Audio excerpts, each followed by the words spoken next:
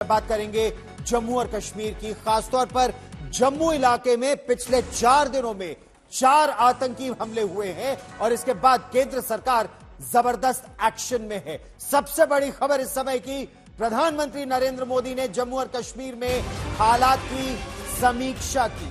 प्रधानमंत्री ने सिलसिलेवार हमलों के बाद बैठक बुलाई जिसमें कई अधिकारी मौजूद थे और इन अधिकारियों के साथ साथ राष्ट्रीय सुरक्षा सलाहकार एनएसए अजीत डोवाल भी मौजूद थे।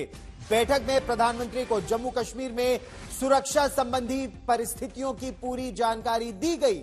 प्रधानमंत्री को आतंकवाद विरोधी अभियानों के बारे में भी बताया गया। प्रधानमंत्री ने अधिकारियों से कहा कि आतंकवाद के खिलाफ फुल स्पेक्ट्रम ऑपरेशन यानी पूरी ताकत से सेना, पुलिस, अर्धसैनिक बल, प्रशासन पूरी ताकत से कार्रवाई करे।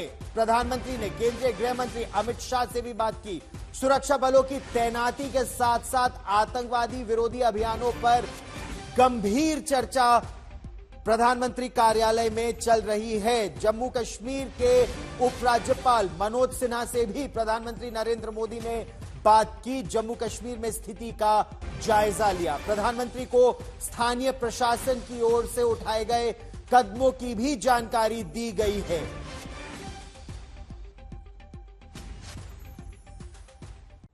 तो पाकिस्तान की साजिश यह है कि भारत में खासतौर पर जम्मू कश्मीर के इलाके में अमरनाथ यात्रा से पहले सांप्रदायिक सौहार्द बिगड़े और हिंदू मुस्लिम दंगे शुरू हो जाए। जम्मू को लेकर अपनी इस नई रणनीति के तहत पाकिस्तान की आईएसआई ने अपने भेजे आतंकवादियों से जम्मू के डोडा इलाके में, डोडा जम्मू और कश्मीर के रास्ते पर एक इलाका आता है और यहां पर पिछले 24 घंटों में सेना और सुरक्षा बलों पर 2-2 हमले हुए हैं।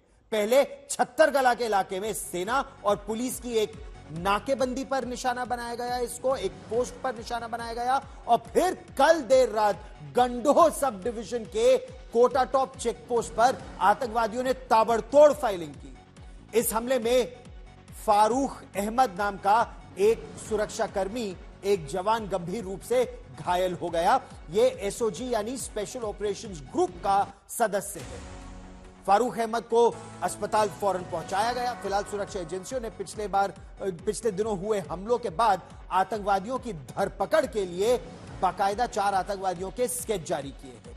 इन आतंकवादियों ने रियासी में हिंदू श्रद्धालुओं की बस से लेकर डोडा में सुरक्षा बलों पर हमला किया भी है। जो भी इन आतंकवादियों की पहचान बताएगा, हम आपको तस्वीरें भी दिखाएंगे। 20 लाख रुपए के इनाम की घोषणा की गई है और हर आतंकी के सर पर 5 लाख रुपए का इनाम रखा गया है।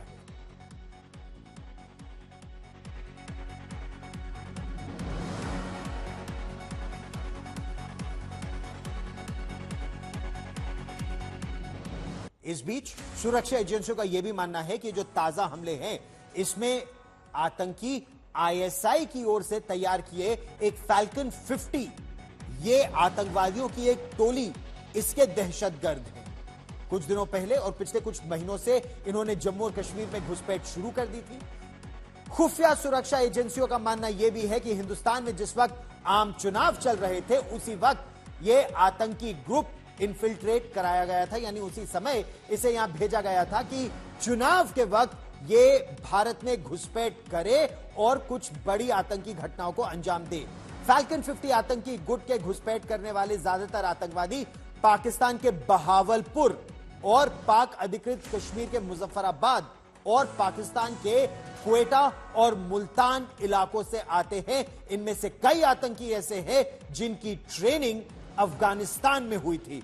तो इनका मिलिट्री डिसिप्लिन, फायरिंग डिसिप्लिन जबरदस्त है इन आतंकवादियों का और इनके पास घात लगाकर हमला करने की ट्रेनिंग भी है।